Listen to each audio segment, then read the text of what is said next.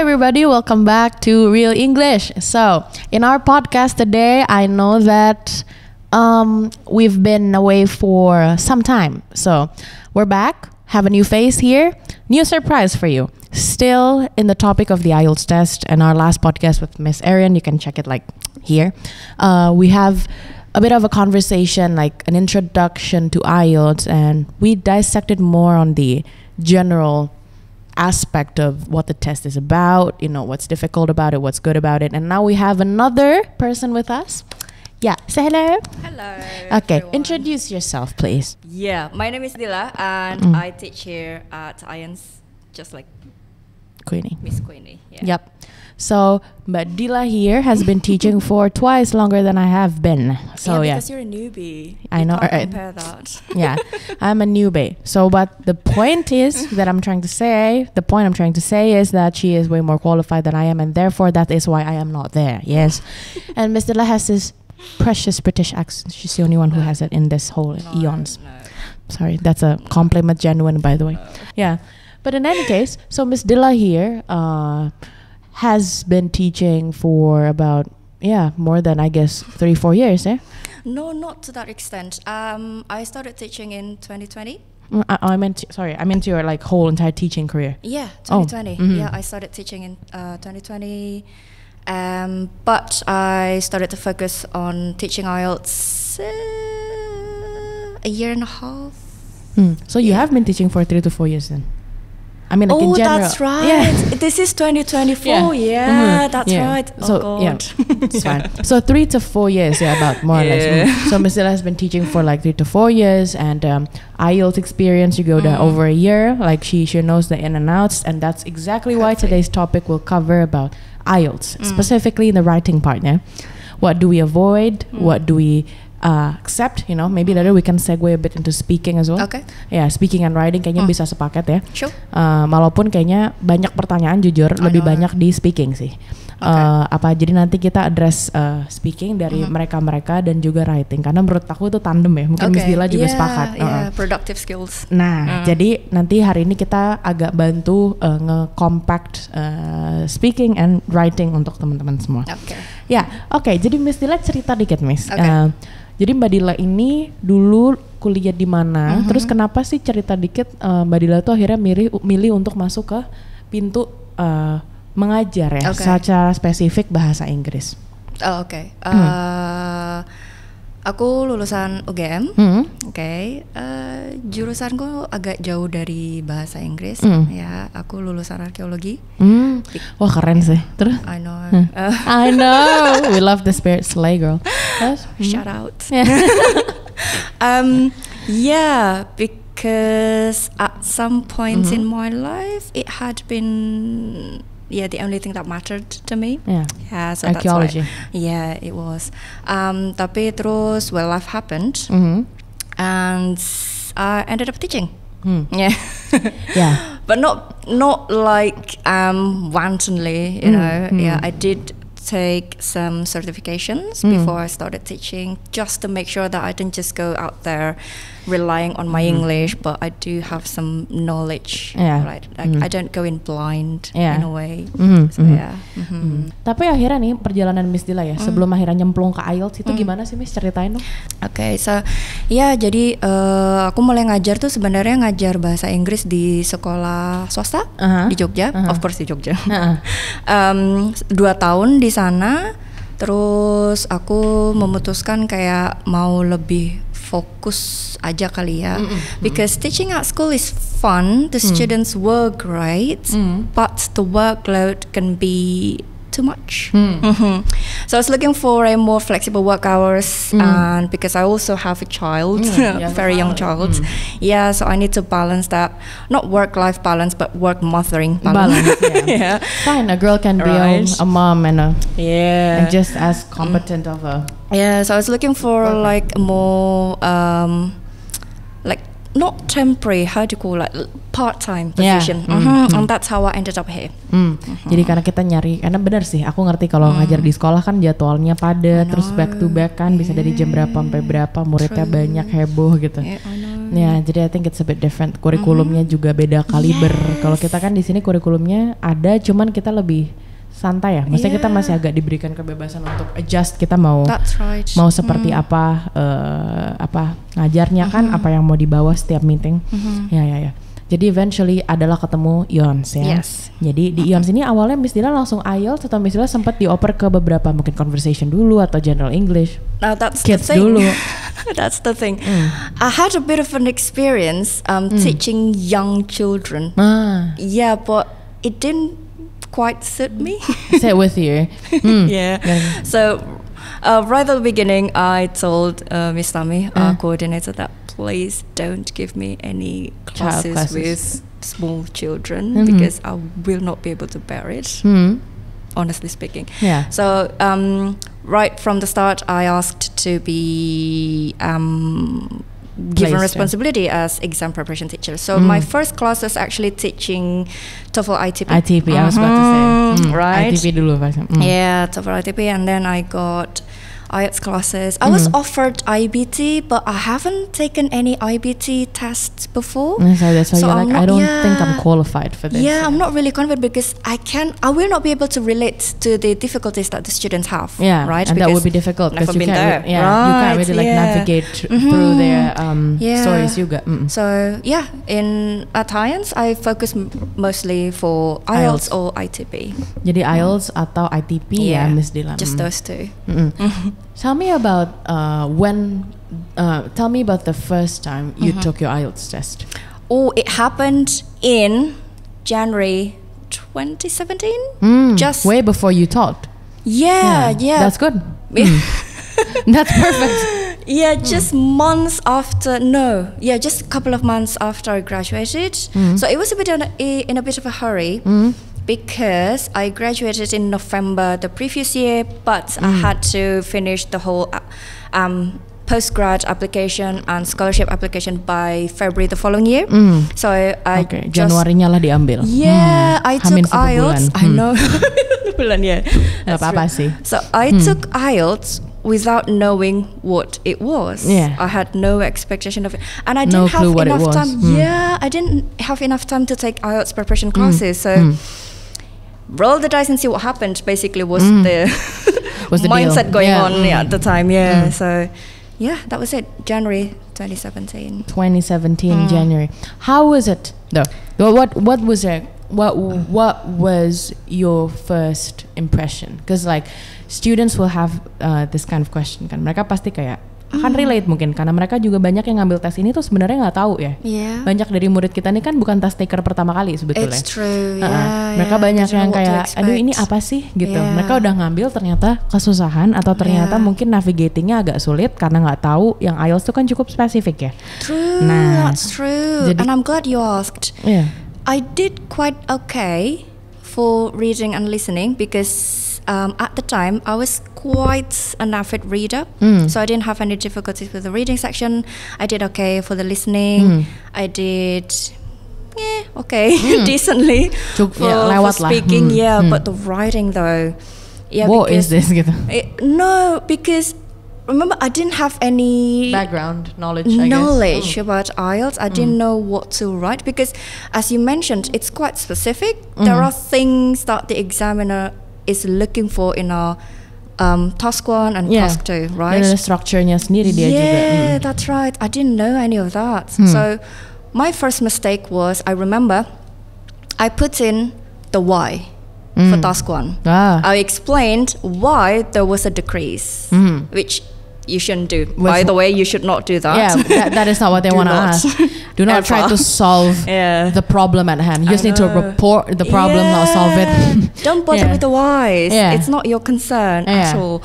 And take it as is saja. I know. In task 2, I remember because again, it's very specific. In IELTS, in task 2, you just have to go for the questions, right? And you don't have to lay out any background info and things like that. I did.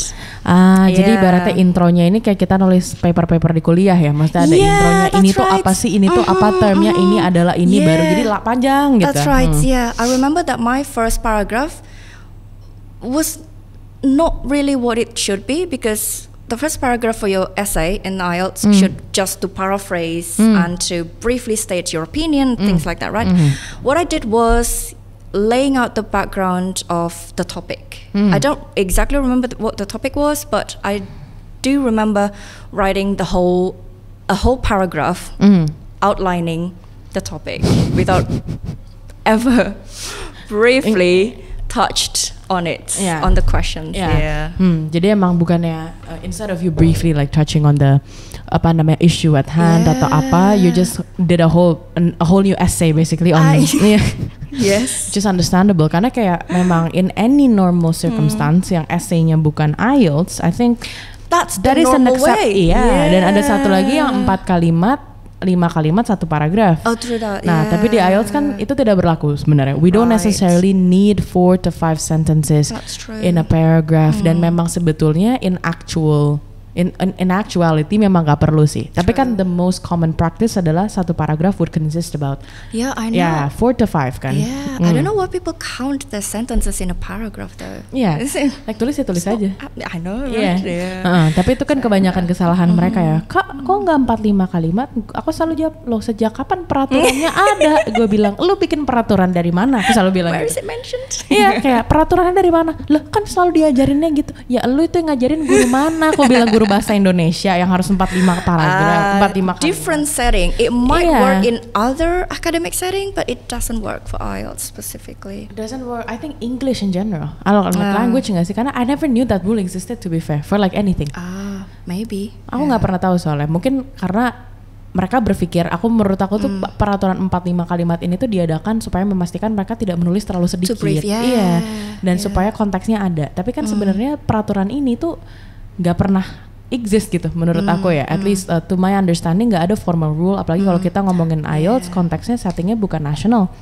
Mungkin Indonesia nggak tahu punya peraturan itu ya. Cuman aku seumur hidup juga agak kurang well acquainted dengan I'm not very well acquainted with the Indonesian education system sih. But aku juga nggak ingat sih dulu pas sekolah itu diajarin 4-5 paragraf. Aku cuma ingatnya pokoknya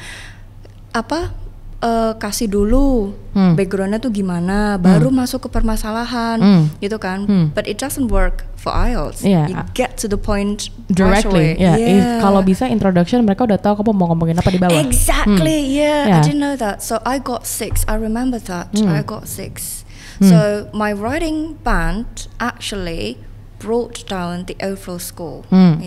Dari yang harusnya mungkin bisa 8, 7 jadi hanya 6 waktu itu. But your second one, however, how did that one go? Did you take it like several years after or just straight after the first? No, my second time, well, the latest one, hopefully the last time, was last December actually. Because, the purpose remained the same with the first one, to apply for school and scholarship. So, because the previous IELTS is already expired, right? So I had to take another one, and I did December last year. It went okay, I guess, because by that time I'm already aware of the ropes. I know what to do, what the examiner expects. So it's easy to align my responses to that. You had already understood kan juga mereka tuh nyarinya apa sih sebenarnya. That's right. Can I guess that you got an 8 for that? It's fine to open that, makes people believe, you know. But still, the passion remained the same. My highest scores are for reading and listening, similar with the last one. Just beda aja skalanya gitu nggak sih? That's right. Followed by speaking and then writing. I think it's tricky karena memang IELTS itu kan pada dasarnya writing itu ada grafnya. Itu juga menurut aku bikin tricky ya, karena itu kan khusus ya. Karena aku juga I'm not very good with numbers. I know that I don't have to count that much, but you still have to count though, you know. To vary your sentences, to vary how you deliver the days, right? Nah kan, dan kayak, but in order for you to do that, you still have to have a basic comprehension of what are you seeing in front of your face, you know.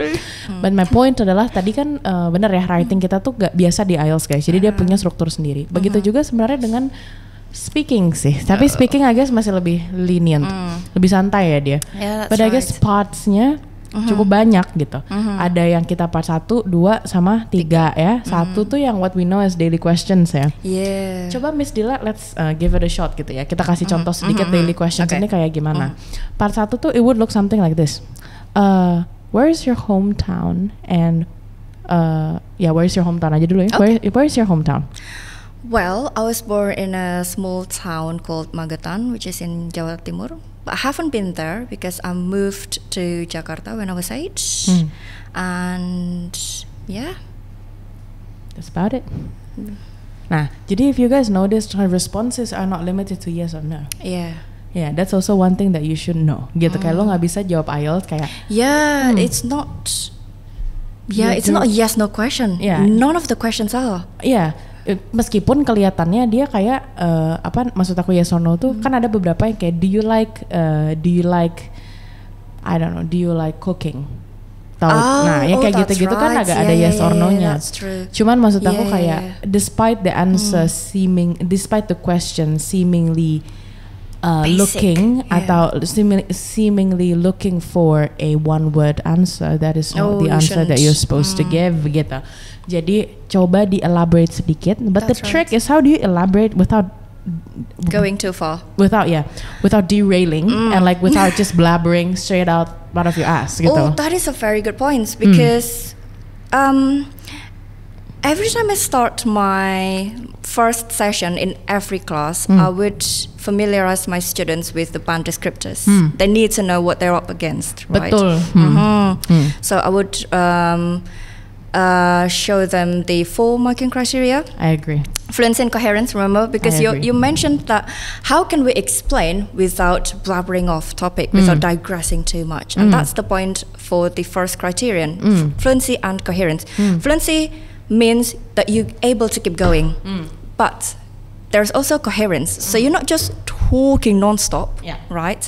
There's a point that you want to deliver, and you can deliver it on points, right? So singkat, jelas, padat. So for part 1, how do you expand but not too much? How do you develop your answers without making it look like you're telling a whole new story, basically? I always tell my students to use 1 or 2 of the 5 W's and 1 H. 5W1H. Mirip TOEFL IBT sebenarnya approach-nya. I didn't know that. Jadi kalau misalnya ditanya, what's your favorite food? The obvious question is the food, the what, right? What comes next? You can follow it up with how often you eat the food, right? Or how it's cooked. Like for example, if your favorite food is pasta, what kind of pasta, for example? How it's cooked, right? Where, you can also follow it up with where. Where do you usually have the food, right? Not all 6 ya, nggak semua 6-nya 5W1H itu ya. Tapi at least selipin 1 sampai 2 dari 1 or 2 itu. Kalau 1 aja udah bisa kasih expansion, stop there. Udah cukup gitu. Jangan tiba-tiba, what's your favorite food? Oh, I like pasta. Terus tiba-tiba digress ke cooking. The examiner didn't ask that. About cooking, they asked about the pasta. Get your facts straight. Yes. But I agree with you.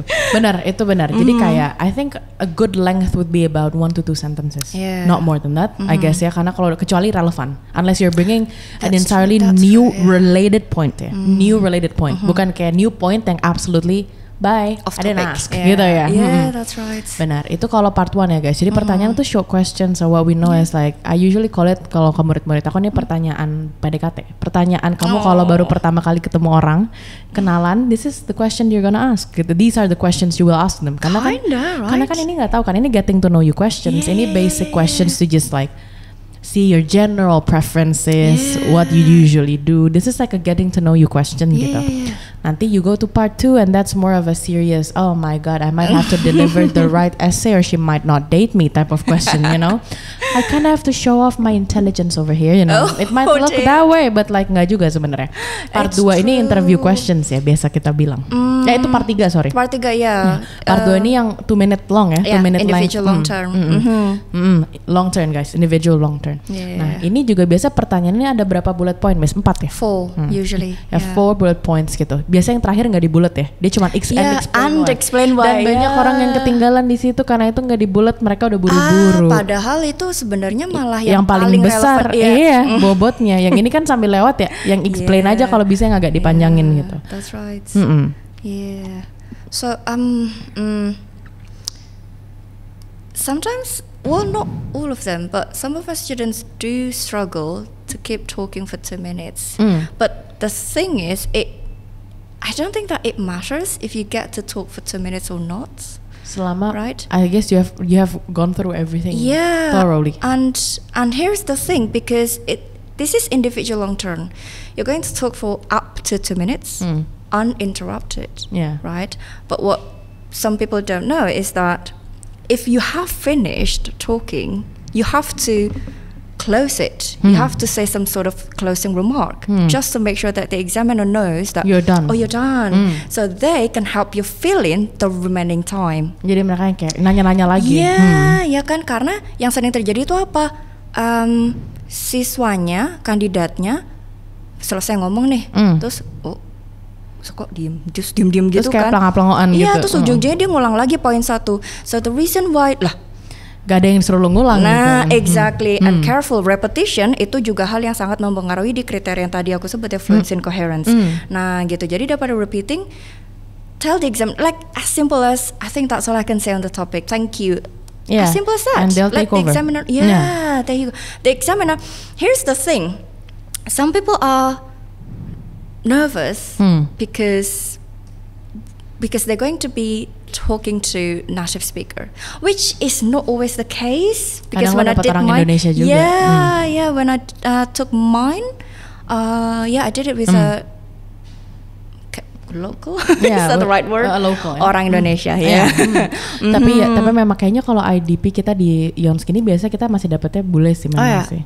I took mine from the British Council. Nah itu benar, itu kadang masih I have heard there are locals there because or Indians gitu. I was anticipating just in case I need to take one of the sections, retake one of the sections. Karena waktu itu yang one skill retake kan baru bisa kalau dengan British Council. Yang IDP kan baru Januari kemarin ini ya. Baru ini bisa retake. Gitu. Jadi waktu itu just in case gitu kan, kayak pengalaman sebelumnya kan writing sampai 6 nih. Kan juga tetap kayak was-was gitu ya. Jadi kayak just in case, just to be safe, kalau emang perlu kan ya udah pas daftarnya lewat British Council gitu. Dan ya aku dapatnya ini kok orang Indonesia. Indonesian waktu itu. Tapi emang itu benar kok, banyak cerita yang orang-orang masih dapat Indonesian juga, dan pun dapat sama native speakers yang nggak jadi masalah tuh. Karena di situ aksenmu nggak dinilai, yang dinilai pronunciationmu. Jadi I think that's what's wrong. Banyak orang yang sadar tuh ngeliat, tapi kan aksennya Miss bagus loh. No. Accent is not part of what's graded. Aku juga, well, as long as your accent doesn't affect your pronunciation to a significant degree, selama kamu masih understandable, orang masih bisa understand kamu tanpa banyak effort, it's fine. Anak kita orang Indonesia, kita beruntung, RLS masih jelas ngomongnya. Kamu belum jadi orang dengan, mohon maaf bukan rasis, tapi kamu ngomong kamu Chinese atau kamu orang Jerman yang mungkin R-mu agak tipis, atau kamu orang Perancis, itu agak lebih susah lidahnya dari sononya menurutku ya. Tapi settingan bahasa Indonesia in my opinion is not really hard. Kayak Japan itu kamu RL itu masih agak. But the thing about bahasa Indonesia is we don't have double vowels. Maybe so some people agak bingung dengan pronunciation yang pakai double vowel, kayak home. Kayak home. O bulat, right? Things like that. Atau TOO2. Yeah. Tapi I think itu tuh yang masih bisa dihafal gitu loh Mbak. You can kind of practice that. That's true. Tapi kalau bawaan lidah dari sana yang aku maksud kayak, because I have seen these people actually struggle. Kayak apa namanya, kayak Japan atau China atau masa negara-negara seperti itu kan agak berbeda bawaan bahasanya, atau mungkin R sama L-nya mungkin agak susah kebalik-kebalik, atau mungkin mereka kebiasaan ngomong R-nya jauh lebih hilang atau gimana, sedangkan in English kan itu agak tegas di beberapa bagian. It just going to affect the phonological features. Nah, itu yang menurut aku agak lebih susah barriernya, karena udah that's right. Itu bukan lagi menurut aku kognitif. Nah, jadi apa namanya? I guess kita masih Indonesians. I always tell my students, you're still luckier than us. Jadi kayak I don't Our want tongue is flexible. Yeah, I don't want your sorry excuse of saying that I can't speak English. Yes, you can. It doesn't have to be perfect.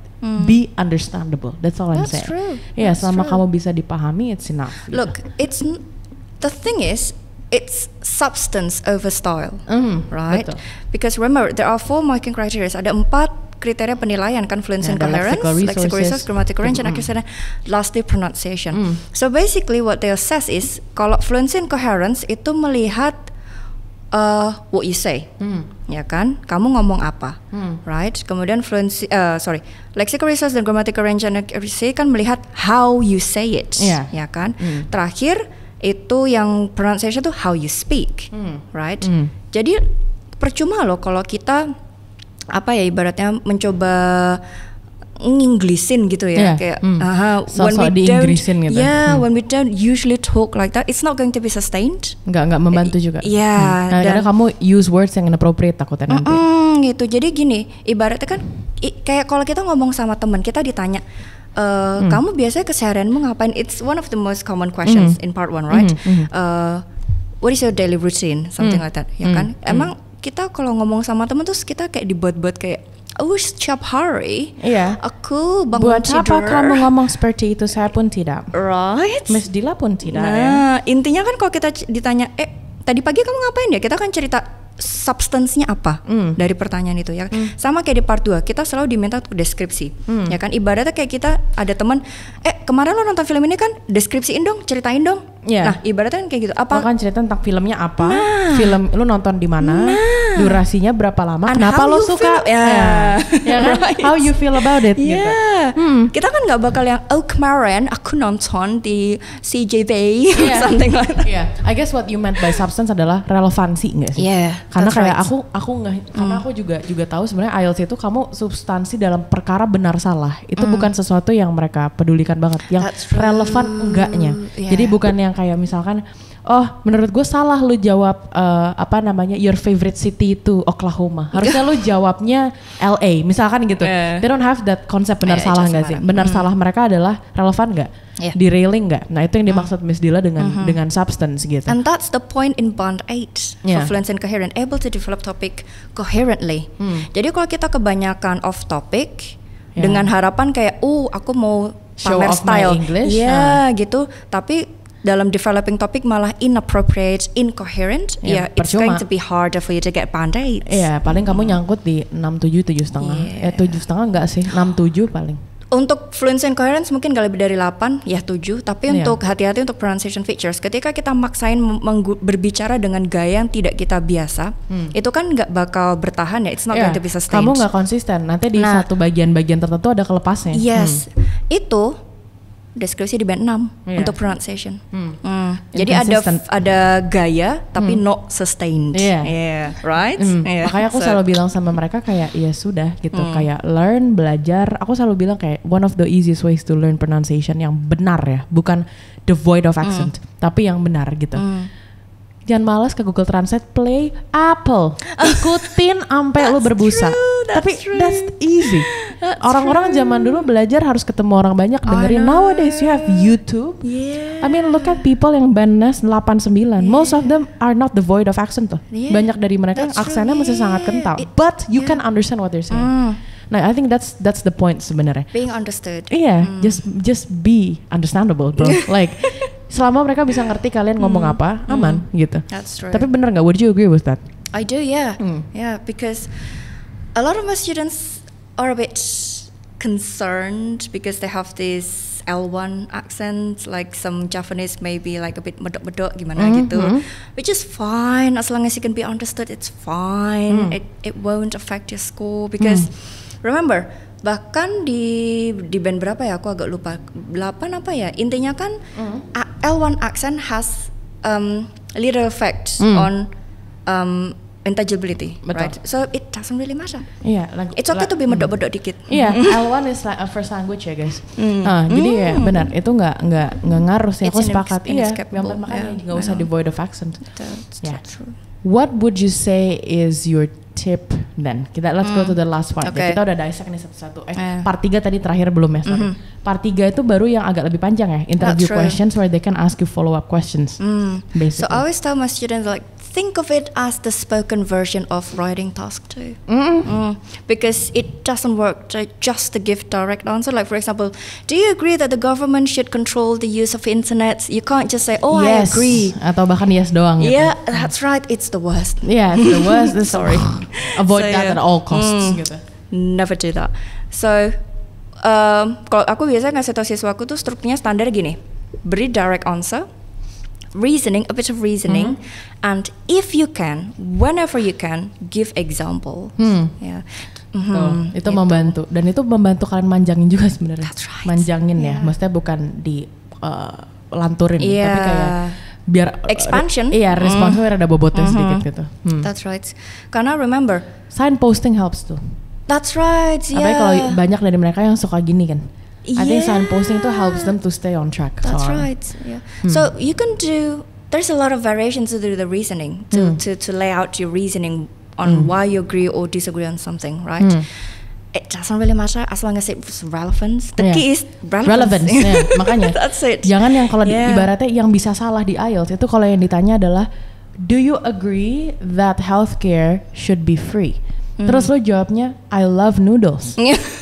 Itu aja yang sebenarnya mereka anggap salah kan. Tapi whether or not you think that healthcare should be free, mereka nggak punya kunci jawabannya. That's right. Even if you disagree or you agree, it does not freaking matter for them. As long as you can support your opinion, even if you say yes, what is the supporting idea? Even if you say no, what is the supporting idea? That's it. That's why you need to be able to state reasoning.